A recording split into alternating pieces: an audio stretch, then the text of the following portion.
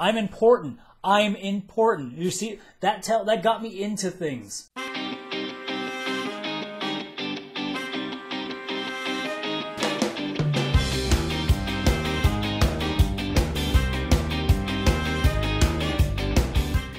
So this week, we're going to be about probably one or two topics. The heaviest one, obviously, being if you are around the area and if you've been paying attention to my Twitter, I've been at ConBravo in Hamilton, which is this relatively small convention that's mostly concentrated on like YouTube, but does have a bit of like anime gaming presence. It's really an all-rounding convention, but it's not something big like you would see at a massive Comic-Con, or if you're also local to Ontario, there's stuff like Anime North and Fan Expo. It's a lot smaller. It's a lot more easier to walk around. Like the lineups aren't crazy for stuff. You can actually move pretty easily. I kind of like the environment better because I'm not like it has nothing to do with like claustrophobia or I just generally don't like being around big crowds because I like being able to have the freedom to move around, and I kind of like just being able to do my own thing and not have to trudge my way through crowds of people, especially in the marketplace where I've heard it can get really, really densely populated in there. So it's not too much up my alley. ConBravo, on the other hand, really helps with that because, again, it's very small, but it's also catered to something a little more towards me, whereas like Fan Expo will be a lot more towards TV and movies and stuff, whereas ConBravo tends to be a lot more on the YouTube side of things, so you get a lot more internet personalities. Now, granted, for the first time, we've really had a major, and I mean major, voice actor in Chris Sabat join us. For those who don't know, that is Vegeta and Piccolo in Dragon Ball Z. So that's huge. Like, ConBravo's no stranger to having some big guests, but they're usually not of like mainstream like attention in terms of like cartoons or movies or that kind of stuff. We've had big guys like JonTron there and Angry Joe Show and guys like that, but in terms of the spectrum of like an actual like people outside of the internet would really have a good idea on who that is. Like a lot of people remember Dragon Ball Z because a lot of us, that's our childhood. So, but yeah, I had a fantastic time there. I always enjoy being there. This year, I'd still rate as like the least amazing out of all the three I've been to. This is my third straight year, like I said. But this is mostly because of really two mitigating factors. One, there wasn't nearly as many guests this year as the past 2 years that I was like, oh man, I got to see these people. And then the other part is, honestly, there wasn't nearly as many things I wanted to do in terms of like any panels I wanted to see. It really just wasn't like the kind of thing that I was going like. The last 2 years, my schedule was literally, okay, I got to go to this, and then I got a half an hour break, and then this, and then this, and then this, and then this. And if I had more than an hour break in between, that was a big deal. Whereas this year, I was leaving early all 3 days. I was having breaks in between, so it wasn't nearly as eventful. But what I will say about it is that it was great in terms of actually meeting people and talking with people. I had a lot of great conversations with folks, so that was probably the biggest part about it. I mean, also, I was a lot more involved this year. I mean, last year, I did my first panel. I did a Final Fantasy panel. This year, I did 3.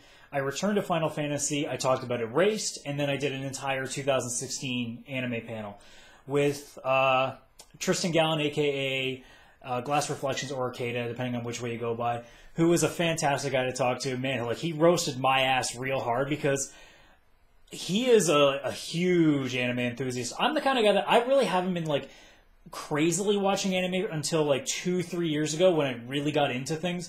Because I mean, up until that point, I'd watch like maybe like a couple shows and I wouldn't know, like you wouldn't be able to quiz me and I wouldn't know shit about what you were talking about. Whereas now, like I keep up, if you pay attention to the blog, I have like 10 to 15 shows every season that I go through by the end of it. So I am at least keeping involved now. So when he's asking me stuff like, oh, have you watched this? And I'm like, no. and he's just getting the death stares. It's like, oh, man. But that was a great time that I had. And then I also met some really cool people that I've either met before or I haven't met before. I did see a lot of the guys from Loading Ready Run. I think it was James and Ian, if I got them both correctly. I apologize if I got them wrong. But I met a couple of them there. I met Erica Sabo, who's been, I wouldn't say like a friend, but like, someone that I've known through Twitter and the internet for, I think it's got to be at least 2 years now, maybe 3. It's been some time. Another big one was J-Rock the Game Rocker, somebody that I've known, and we have literally like passed by and not known it before. So it was great to finally, formally meet him. The biggest one, though, for me was obviously meeting with the Team 4-Star guys, Takahata 101 and Antfish. Although Antfish was around, I think, last year. But this was the first time that we really got, like, if you, like, some people, like, I'm not saying Antfish isn't big. He is now, especially that Final Fantasy VII Machina bridge has happened. But if you're looking for, like, the core Team 4-Star guys, like, you're talking Lanny, you're talking Taka, you're talking Masako, and, oh my god, what's the other one? Kaiser Neko. Like, those are the four that you immediately come to mind with, whereas Antfish isn't exactly on that, but, you know, ever since Machina Bridge came out, like, I've really started to follow his stuff, too, and he is just awesome. Like, they were both great at their panels. Their 18-plus panel was hilarious. Their actual Q&A was really good. Like, the 18-plus, you get away with a lot more, so it was so much more fun. Way too many Boku no Pico jokes, but there's still a lot of fun.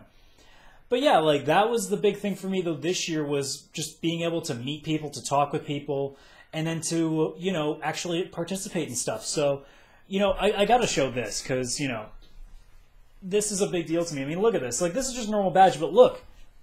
It says panelist on there. Look, like, I'm important. I'm important. You see, that got me into things. Oh, and it does kind of look like a bit of a participation ribbon, sort of, but...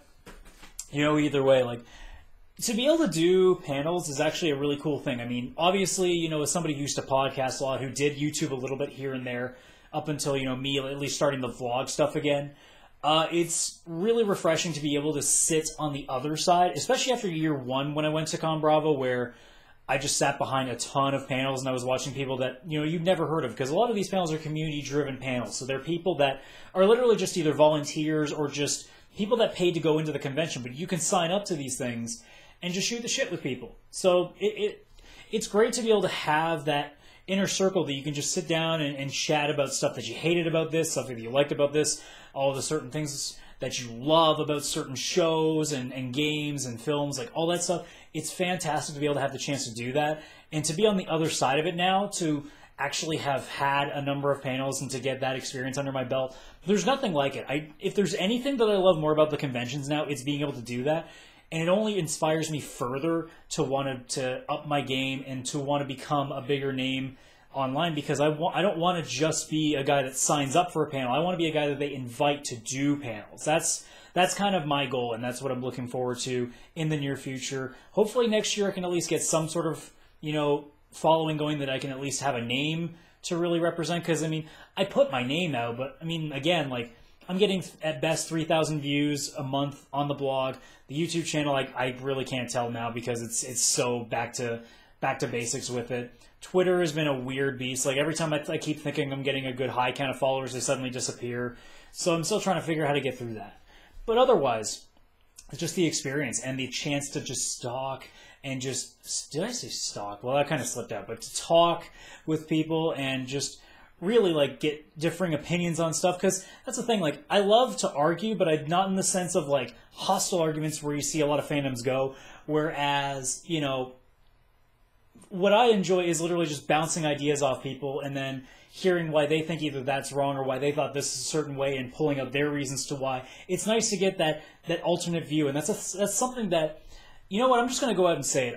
If there's one thing that I will say about the convention that really opened me up, and this year especially, I didn't actually run into it too much in the last 2 years. Maybe it's because I didn't do as many panels, but seriously, like, I don't understand this point of view that people do have, but it feels like there is a sense of you are not allowed to be a fan of something unless you know everything there is to know about it, because I ran into a couple people that really gave me some shit because I didn't know certain, like, little things about a character, little things about a storyline, or things that I just honestly, like, either blanked on for a moment or literally forgotten completely. I don't understand this elitist mentality that people always have when it comes to fandoms, and you'll see that in everything from anime to video games to TV and film. Like, it goes everywhere, and even sports, where it's a whole beast in itself. I don't get this ideology that, you know, the only way that you really truly represent on how big a fan you are is how much knowledge you have.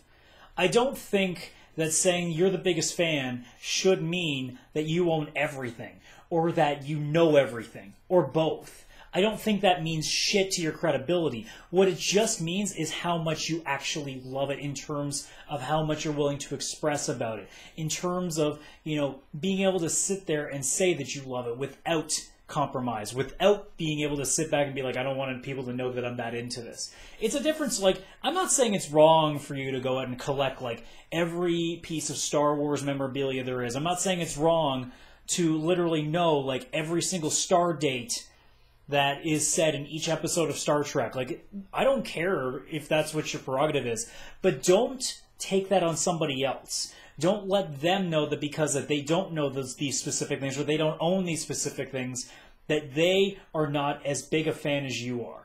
Because at the end of the day, some of us do just associate with different things. I'm not very materialistic when it comes to stuff. Like, I don't own a lot of physical copies of stuff. I don't own a lot of figurines. Like, my figurine collection that I have in another room, like, it's, to me, like, I have like 20, and to me that's a lot, and that's like spread across like 10 to 15 different series.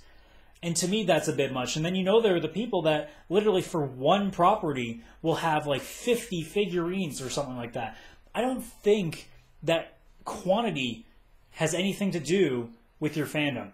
I don't think that any vast amount of knowledge, like, I could literally know shit about Final Fantasy, but I would not consider myself not a Final Fantasy fan just because of that. I mean, granted, I am a Final Fantasy fan. I have played a lot of these games, but if I wasn't, I wouldn't sit back and think, oh, I guess I'm not a fan of the game because I've only played like one. No, it's just in the sense I got to work my way up, and I got to get more to that. Like in the case of games like Persona, like I am a huge Persona fan, but I've only played 3 and 4. I haven't played the original 2. But that doesn't mean that I don't consider myself a huge Persona fan. And I know that there are people out there that would believe so because, oh, you haven't played 1 and 2? You got to play the roots, man, otherwise you're not... Like, that shit is stupid to me. I don't get that. And I don't think that should be a thing. Realistically, I mean, in this culture, we used to be a long time ago the outcasts. And now it seems like we are in this weird, alternate universe now that we've created for ourselves where... Now we outcast people because they are not as big into something as we are, at least of what we consider to be bigger than us. I honestly do not give a shit whether you've ever played Persona 4. You can still say you're a Persona fan if you just played Persona 3 and loved it. You could be a Final Fantasy fan and literally just played 7. You can be a fan of this specific anime even if you've only watched 1 season out of the 4. It does not matter to me. If you like it, you're a fan of it. And at any point... if someone thinks that they are above you in their fandom, no, that doesn't exist. We are all fans of the same thing. There is no rating system that says you are an overall 10 out of 10 fan. There is none of that. We are all fans. We are all equally in our fandom. Because, obviously there are people that are like, oh yeah, I kind of like that. And then there are people that I love it. But at the end of the day, you are still fans. We are all still fans of the same thing. Please don't exclude people. It makes no sense to do that. And the people that decided, especially the people that kind of gave me some shit because I didn't know certain things when they were talking to me about them, fuck you. Because I'm sorry that I use all of this brain for something other than one simple thing, so that way I don't know every piece of lore, every bit about a character's biography. I don't need to know everything. I just know that I like those things, and you can't tell me otherwise. So there's that. But anyway, I'm going to stop yelling about things, and I'm just going to end off by showing you my haul from the convention, which is pretty much just a lot of art, because I used to buy figurines and retro games when I was there, and then I realized, oh, the pricing ain't actually that great. I can find better deals elsewhere. So I've really stopped with like the physical stuff and started going more towards artwork because it's really hard to find a price for. Now, if you've never been to conventions before, I'm going to give you a quick tip before I go and show you the stuff. Unless there is something that you absolutely want to buy, and if you really want to support the artist in full, like if there's a piece of art that you walk first day, and you're like, that's really good, I like that. But if you're like, I don't know if I'm going to spend it by the end of that, because like maybe it's $20, like most art tends to be. There are some people that are really good, and will charge you $10, sometimes 15. But the ones that are at 20, like that's a hard pill to swallow for one piece of artwork, no matter how big it is. So... to be smarter, wait till the last day because a lot of these places will do like 2-for-1 deals kind of stuff. So, or you buy 2, get 1 free kind of stuff. So always wait for the final days of the convention and you'll start seeing some better pricing options. It doesn't apply to like figurines and retro games. They're harsh when it comes to their prices. They don't judge shit. They ain't bartering. So anyway, right off the bat, as I hope the mic wasn't too bad there. I might as well show this first because this was what I got for doing all the panels. I got a free T-shirt. I was kind of disappointing. I wish they'd actually like gotten a blue ConBravo shirt, but I'm hoping I don't knock over the microphone when I do this. But it's a cool little fandom shirt where it shows all the things you represent. There's some Star Trek on there. There's some Dragon Ball Z. There's Batman and a whole bunch of other stuff. So I thought that was really cool. And I got a few things from my girlfriend who was not able to make it to the convention because of family stuff. So I got her this really adorable... Oh, I almost dropped it. That's the gamer reflexes right there. I got her this little cute little octopus thing. I hope that shows up nicely. Yeah, look at how adorable that is. I actually really like... There was one... It was from one shop that was like full of cute stuff. And like I'm sitting there thinking like, man, like I would buy some of the stuff if I dealt with stuffed animals.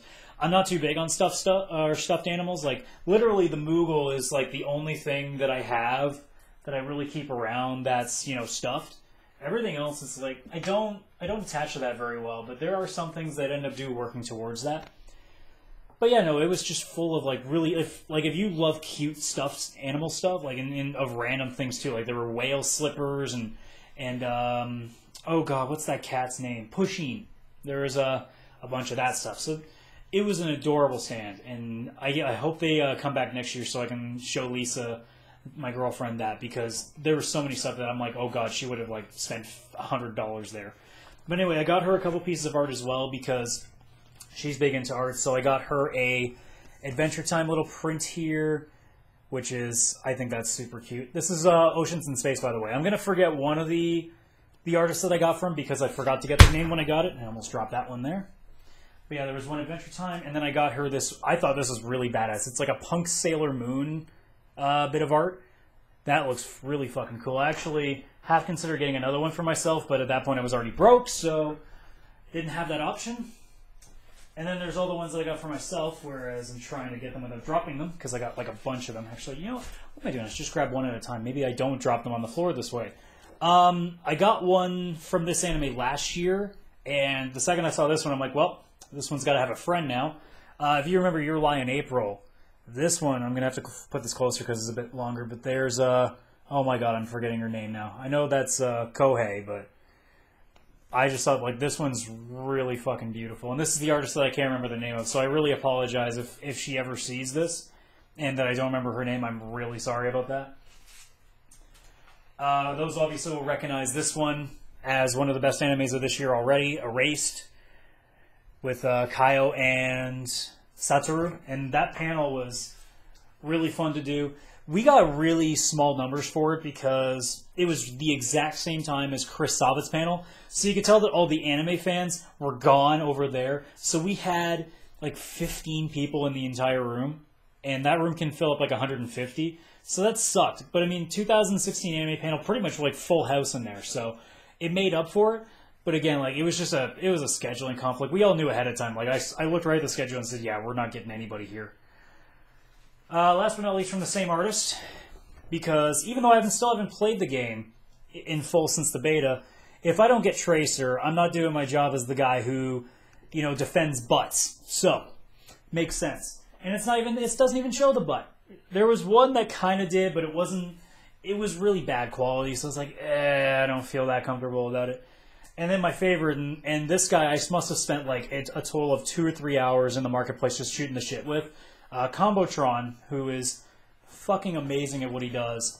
And there's this Chie one that I got right on Chie's birthday, July 30th. And there's another one up on the wall here. You probably won't be able to notice it, but this one here where it's like a Chie Pokemon cross. And that one was really good. But yeah, we had some long-ass conversations about... Like, he explained to me this entire idea that he had of Persona 4 being brought to the Pokemon world and how all the characters would be gym leaders and what their Pokemon were, and that was super interesting. As I'm finishing up here, that's all the artwork, by the way. So, the only other thing that I have to talk about that I thought was really cool that I saw on the show floor, if you guys know Brental Floss, the guy that has made a lot of, like, spoofy music based on video games, there is a game that he is working on. You might have heard of it already. It's called Use Your Words, and I thought this was a really cool concept, and I can't wait. They said it's supposed to be released on a lot of like multi-platforms, so it'll be on consoles and PC, Mac IO. Like it'll be available on pretty much everything that you want to get it on, or what you'd expect these games to get it on. But basically, take the idea of Quiplash and apply it to a game where it's about filling in the blanks to like movie clips. So like there was one example where it's oh god, what movie was it? Shit, I can't remember.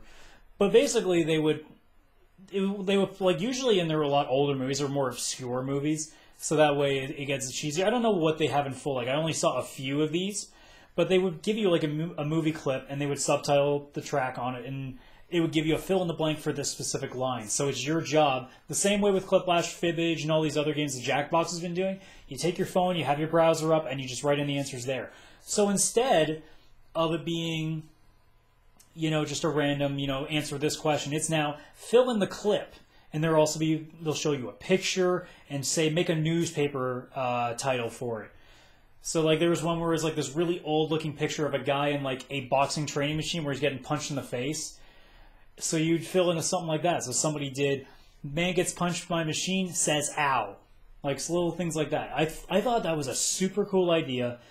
I wish I'd known about it before because I would have kickstarted. I mean, it already got its funding, so they're already in the final stages of working it. Clearly from what I saw, other than a bug that happened to kind of break the game for a moment, it looks already like it's ready to go, just for a little bit of polishing. So I would expect it to be out this year, and I can't wait to play it because I got a lot of friends that love like riffing on movies. So it seems like a perfect kind of thing for them to get a good grasp on. It seems like a great party game with friends that just want to say the most random shit. I mean, Quiplash and other games do that as well, but this is a little bit more of a unique spin on it, where it actually takes a bit more of a pop culture reference instead of just having random questions that will only end in like either gratuitous violence or a lot of anal sex. If you're playing Quiplash the right way, that is the right way. It always ends in anal. But anyway, I'm trying to think if there's anything else that I really want to talk about from the convention, because I don't really have anything in terms of actual like subjects from outside, because I've pretty much been away from the internet for the last like 3-4 days because of the convention, and just because I've needed a bit of a break from it. So no, I think that's it, because I've pretty much got every person out there that I wanted to talk about and thank. So I mean, other than that, to the guys that did all the work at ConBravo, especially Mark and oh my god, what's her name? Shoot. I mean, Mark's the chairman of ConBravo, so I mean that's the best one I can thank. But your right hand girl, who I can't believe I'm forgetting the name of right now, but to both of you guys, because you're the ones that I immediately can put a name to, except for the girl apparently. That's driving me nuts. But yeah, thank you so much for putting this event together again. Every year it's been amazing for me. Like I said, this year was a little weaker, but that's mostly just because, I can't expect every year to have floods of guests that I want to go see. So at this point, thank you so much for the event. Thanks for putting on another great event. Thanks to all the volunteers who did an amazing job. This place looked more organized this year than it ever has. So again, thanks guys. Can't wait for next year. Hope to be an even bigger part of it. I was hoping to get 5 panels this year. That was my goal. I made it to 3, so I made half of my goal. I was at 1 last year. I'm at 3 this year. I just got to add 2 more to that count, and I'm good to go. So guys, that's it for the blog. Thanks for watching. So, as usual, you can follow me on Twitter, at CSRadical. You can go to the blog page if you don't already come from there, at csradical.com. So, see ya.